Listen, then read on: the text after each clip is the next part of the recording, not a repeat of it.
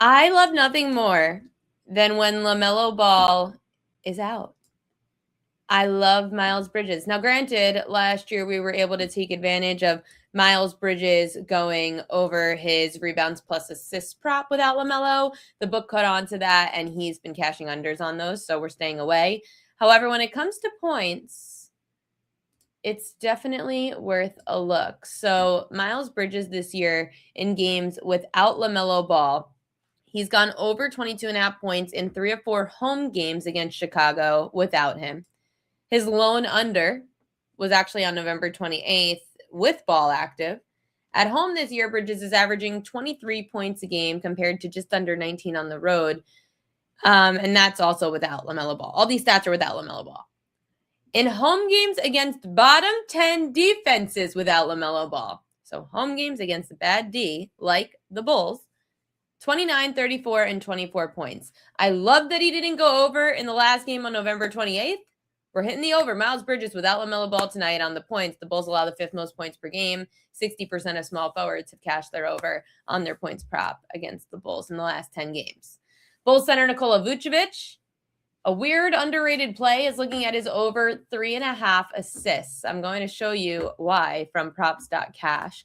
Remember, subscribe to props.cash using promo code PropQueen, and you get 50% off the first month. NBA charts. So these are the numbers for Vucevic with Kobe. Oh, wait, never mind. It doesn't count. Don't add this. Nope, Kobe White is in. Never mind. Kobe White's in. Scratch Vucevic. Scratch. Kobe White's in. That was without wait, Kings only. I'm gonna tell you about that. We're good to that. Scratch Vucevic out because White's in, so don't worry about that. Tobias Harris over 18.5 points and rebounds. I don't love this one. However, he's coming off the injury report with an ankle issue. It's not great, but he's gone over this in 4 of the last 5 against Atlanta at home, with the lone under coming in the most recent meeting. This game's Hawks at Pistons. They're in Detroit, 7 p.m. Eastern. Atlanta's allowed the 8th most rebounds per game, and power forwards have been the most consistent in hitting their overs against Atlanta. Tobias Harris being that guy. Again, coming off injury scares me a little bit, and his average against teams bottom 10 against rebounds allowed are not great, but he has a really good history against Atlanta. Again, and at home in Detroit against Atlanta, he's gone over this in 4 of his last 5 games. Atlanta's guard Nickeil Alexander-Walker under 21.5 points. Like I was saying with Mr. Dream, this is like an average player who went over in the last meeting with 26 points against a top 10 defense in the Pistons. That was December 1st, also without Trae Young. I don't like the same result to happen twice, especially in the span of a month. On the road without Young, Alexander Walker is averaging 20.5 points a game, going under this prop in 5 of 11. But that contrasts with his home production, where he averages 24 points per game, going over in 5 of 7. So he's going under in a lot more games when he is on the road. And Detroit remains a really tough place to play. 6th least points per game allowed. His assists do go up, though, Alexander Walker, when he's without Trae Young on the road. He's gone over 3.5 assists in 73% of road games, averaging 4 assists per game. So you could look at over his 3.5 assists tonight. Joel Embiid over his 3.5 assists, also very intriguing. So this obviously is about if Maxey plays or doesn't. If Maxey does sit, which he is, he's out, Embiid is actually really good. He averages just under 5 assists per game. In 4 of his last 6, he's gone over 3.5 without Tyrese Maxey. And Indiana has actually allowed the 6 of the last 9 centers to go over their assist prop when going against them. So if you want to play tonight with no Maxey, Joel Embiid over 3.5 assists at plus 122, or sorry, minus 108. That's not plus 122. It's minus 108 is a very good value. So I would definitely look there. Michael Porter Jr. So Mr. Dream likes him over points.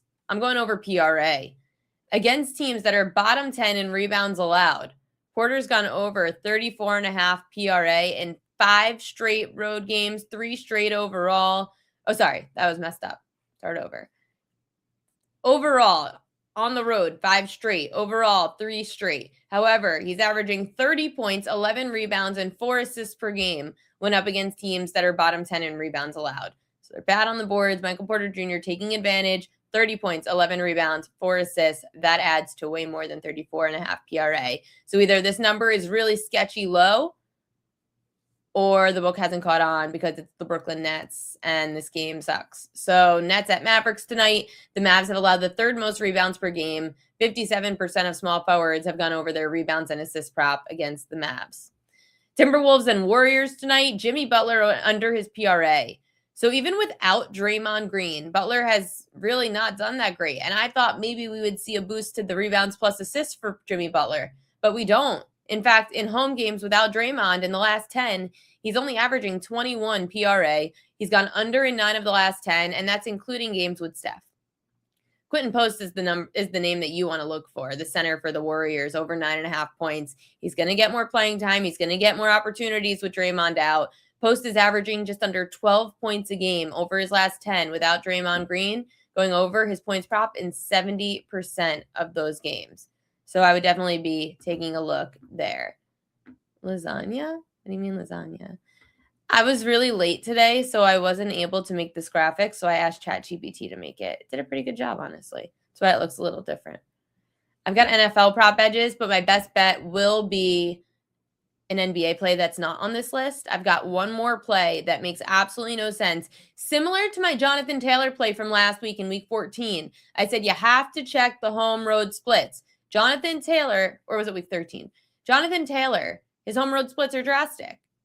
And on the road, they're still making his number as high as it should be at home. But he dropped off obviously, Daniel Jones' injury, dropped off 30 yards. So we have a similar play in the NBA tonight that also has a huge home road split drop-off. So stay tuned for the Royal Locks of the day. Royal Lock.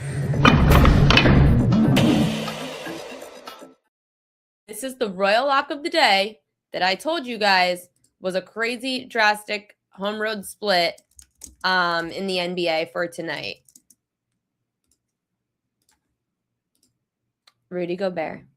This number is so freaking low, and it shouldn't be. If you look at the recent stats, Rudy Gobert has not had great numbers in the last, 3 games? Yet he's faced Golden State in 2 games without Draymond Green, and he had 12 and 10 rebounds. He has gone, Gobert, 7 straight road games with 12 or more boards. Gobert went under in 2 straight. On the road, he's averaging 11 rebounds a game. At home, only averaging about 9 rebounds a game. The Warriors have still allowed the 7th most rebounds per game to their opponents, and without Draymond, that is a lot of defense to lose. I already locked it in. Rudy Gobert over 9.5 rebounds tonight. I also have a Prize Picks lineup. I combined my 2 favorite props of the night into this Prize Picks lineup. $250 pays you $750. I'll throw it in here. If I had a second favorite play of the night, it's this one. The Miles Bridges. More than 22.5 points for Miles Bridges. Rudy Gobert, more than 9 rebounds. $250 pays you $750. If you missed it, Miles Bridges. He is, without LaMelo Ball tonight, Miles Bridges has gone over in 3 of 4 at home against Chicago without LaMelo.